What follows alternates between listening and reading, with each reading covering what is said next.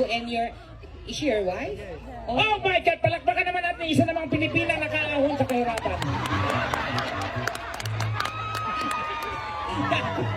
Oy, soba ka naman, Tekla. Did you know you are so lucky that you are married a Filipina? Why you say so? Because Filipina is the best wife in the whole wide world. You know what? Filipina are very loving. Yes. Filipina are caring. Yes. And you know, Filipina is very stretching. You know the muning, very stretchable. Okay. You know what? One size fits all.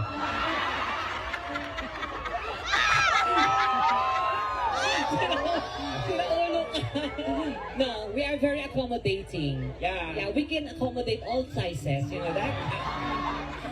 You love Filipina? Yeah, of course. How about as Filipino? You love? You must try as Filipino. Why? You wanna enter my Batcave? If you wanna go inside, oh my God, you can see only one thing. What? Piliin mo rin ang Pilipinas. Ay, ate, hindi, biro lang po ha. Ayan. Matagal na po kayong mag-asawa. Did he move you? Ano? Did he move her? Ano? Did Ano no? Ikaw naman, tol. Ano bang sinasabi mo?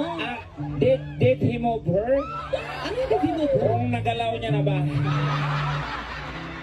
Did he move in? Inurong lang. Hindi, parang may, do you have kids? You Yeah, don't kids, have. baka naman sa ibang butas na papasok ate. Teka, sandali lang. Sorry. Kausapin na sa atin, for how long you been married? 10 years. And you don't have, it's okay. Ate, ako may kaibigan. You speak in English. I have a friend. Yes. They're good.